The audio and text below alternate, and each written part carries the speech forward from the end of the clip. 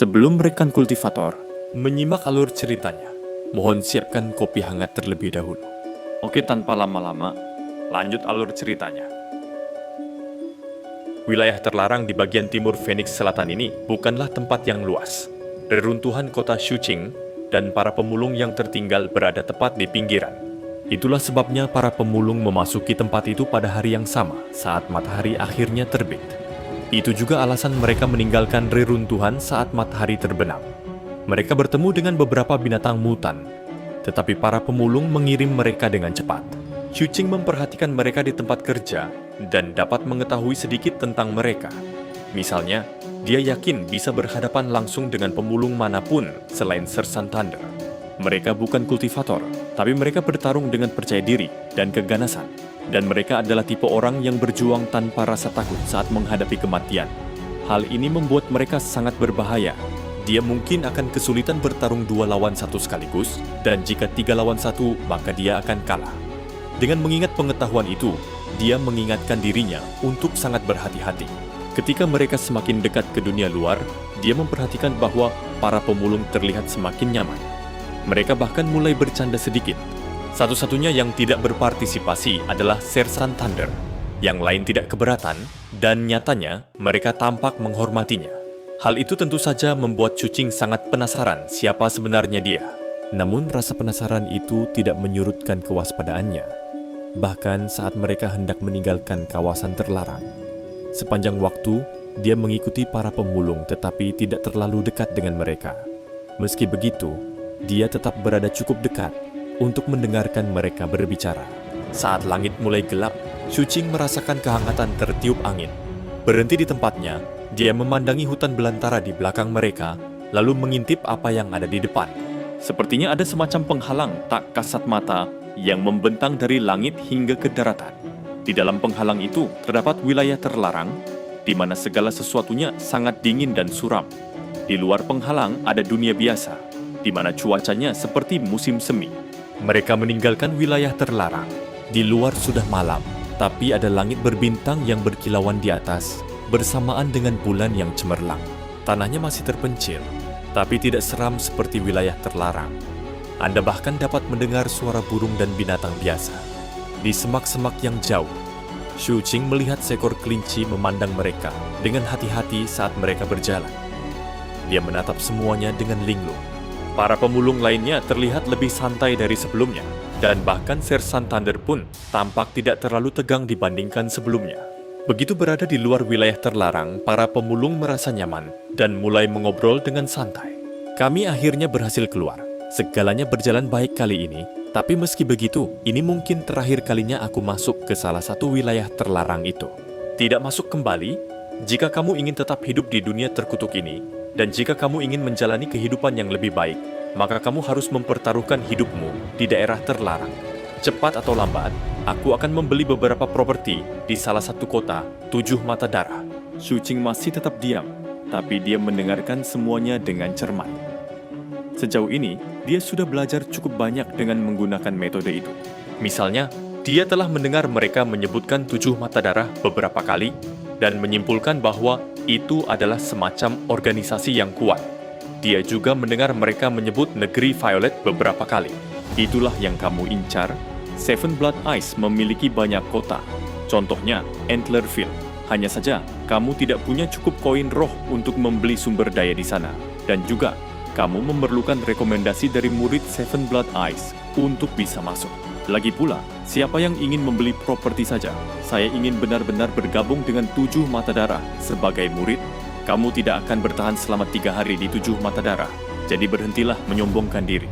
Kamu mungkin juga mengatakan kamu berencana untuk menyeberangi lautan dan menetap di daratan kuno yang terhormat. Dari sanalah manusia berasal, bukan? Mendengar ini, telinga Shuqing terangkat ketika dia melihat yang terhormat kuno ini disebutkan dalam slip bambunya. Daratan kuno yang terhormat.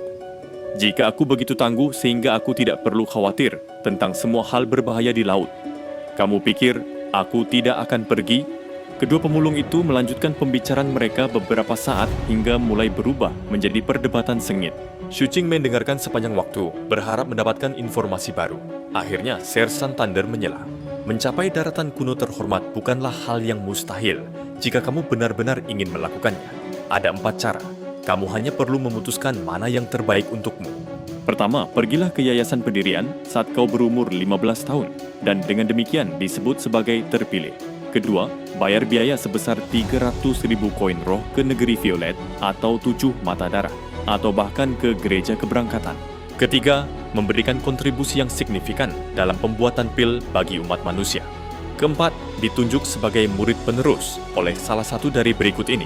Klan besar dari negeri Violet, pemimpin puncak 7 mata darah, pemimpin gereja keberangkatan. Oh iya, sebenarnya ada cara kelima, menjadi harta hidup. Jadi pikirkanlah, mana yang paling masuk akal bagimu? Para pemulung bergumam dan bergumam sepanjang monolog Sersan Thunder. Dan ketika dia sampai pada metode kelima, tatapan aneh dan ketakutan muncul di mata mereka. Shuqing melihat semua ini, terutama bagian tentang harta karun. Kembali ke daerah kumuh, beberapa temannya telah dibawa pergi oleh orang-orang kaya dengan pakaian bagus.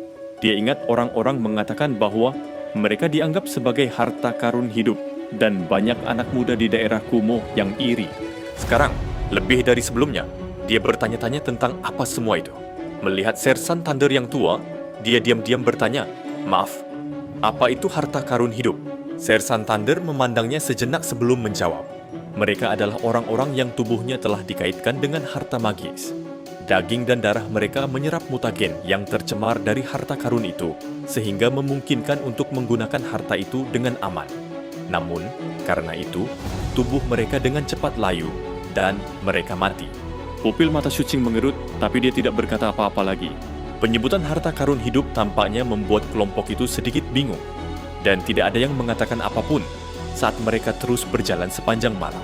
Agak jauh dari wilayah terlarang, mereka mencapai dataran luas tempat Sersan Thunder memutuskan untuk mendirikan kemah. Kem ini didirikan berbeda dari yang ada di wilayah terlarang. Mereka tetap mendirikan semua tenda, namun kali ini mereka juga menyalakan api unggun besar. Saat api semakin membesar, mereka menghangatkan area tersebut dan menyediakan tempat untuk memasak makanan. Para pemulung duduk-duduk memasak makanan mereka, dan aroma harum segera memenuhi area tersebut. Melihat makanan mereka membuat Shuqing mengeluarkan air liur. Tapi yang dia makan di dalam karungnya hanyalah dendeng yang keras. Setelah beberapa saat, Sersan Thunder memandangnya, berjalan mendekat, dan mengeluarkan beberapa roti kukus dari karungnya. Dia menyerahkannya kepada Shuqing. Mata Shuqing melebar, dan dia harus menahan keinginan untuk melahap semuanya dalam satu gigitan. "Terima kasih," katanya pelan. Sersan Thunder tidak mengatakan apapun sebagai tanggapan. Dia hanya berjalan kembali ke api unggun dan duduk. "Mengapa Anda memperlakukan anak itu dengan baik, Sersan Thunder? Kita semua pecundang, kan?" Jawab Sersan tua itu. "Saya pikir sudah takdir kita bertemu dengannya. Mengapa tidak membantunya? Ada 3 roti kukus dan masih hangat." Shuqing ragu-ragu dan memandang ke arah para pemulung di dekat api, sambil memakan roti kukus mereka sendiri. Akhirnya, dia berpura-pura menggigit sambil tetap memperhatikan para pemulung. Ketika dia melihat tidak ada hal aneh yang terjadi, dia akhirnya membuka mulutnya dan menggigitnya. Namun, dia tidak menelannya, melainkan menyimpan makanan itu di mulutnya untuk beberapa saat. Ketika dia yakin itu bukan tipuan, dia mengunyah dan menelannya. Lalu dia menunggu sebentar untuk memastikan tidak ada reaksi. Ketika tidak ada, dia menghela napas lega, menunggu lagi, lalu melahap sisa rotinya. Setelah itu, dia tidak ragu sama sekali untuk melahap roti kedua. Dia masih lapar, tapi alih-alih makan, dia memasukkan roti terakhir ke dalam karungnya, menanganinya dengan hati-hati, seolah itu adalah harta yang berharga. Tak lama kemudian, hari sudah larut. Semua pemulung masuk ke tenda mereka, sementara Sersan Thunder kembali memberikan kantong tidur kepada Shuqing. Sebelum pergi, dia berkata, "Simpanlah." Shuqing menatapnya dengan heran. "Mengapa? Apa maksudmu mengapa? 3 roti kukus dan kantong tidur tidak ada artinya. Jika kamu mau, kamu bisa mentraktirku sesuatu nanti." Sersan Thunder berbalik dan berjalan menuju tendanya. "Kamu suka makan apa?" Shuqing bertanya. "Aku?" Sersan Thunder berhenti dan memikirkan pertanyaan itu. Ular itu bagus sekali. Dengan itu dia merunduk ke dalam tendanya. Shuqing mencengkeram kantong tidur dan melihatnya menghilang. Lalu dia mengangguk, membentangkan kantong tidurnya dan masuk ke dalam. Namun, meski memejamkan mata, dia tidak tidur. Sebaliknya, ia mulai mengolah mantra laut dan gunung seperti kebiasaannya. Saat berlatih kultivasi, dia merasa sangat kedinginan, namun hal itu tidak membuatnya menyerah. Faktanya, dia ingin memanfaatkan setiap kesempatan yang dia bisa untuk bekerja keras mewujudkannya. Hal ini terutama benar mengingat apa yang telah disebutkan oleh Sersan Thunder sebelumnya tentang mencapai pendirian yayasan pada usia 15 tahun. Meskipun dia tidak yakin bagaimana dia bisa memenuhi kriteria terpilih yang disebutkan oleh Sersan Thunder, dia setidaknya punya sedikit ide. Aku sudah berumur 14 tahun, pikir. Waktu berlalu perlahan tapi pasti, hingga 5 hari berlalu. Shuqing bepergian bersama para pemulung saat mereka melintasi gunung dan berjalan melintasi padang rumput. Dalam perjalanannya, ketiga pemulung menempuh jalan yang berbeda. Seperti dugaan Shuqing sebelumnya, kelompok itu bekerja sama demi kenyamanan. Pada hari ke-7, 2 pemulung dengan pedang mengucapkan selamat tinggal, hanya menyisakan Shuqing dan Sersan Thunder. Malam itu, di kaki gunung, mereka menyalakan api, dan Sersan Thunder duduk di hadapan Shuqing, mengawasinya makan. Shuqing menggigit setengah roti kukus, lalu memasukkan setengahnya lagi ke dalam karungnya. Nah, kita akan mencapai tujuan kita besok. Itu adalah tempat yang kusebut sebagai rumah dan juga merupakan salah satu markas utama para pemulung di sekitar sini. Shuqing tidak mengatakan apapun. Menatap ke kejauhan, Sersan Thunder melanjutkan, base camp pemulung biasanya dibangun di dekat daerah terlarang. Dan itulah sebabnya, di sisi lain pegunungan ini hanya ada satu daerah seperti itu. Itu sebabnya, di sisi lain pegunungan ini hanya ada satu daerah yang terlarang.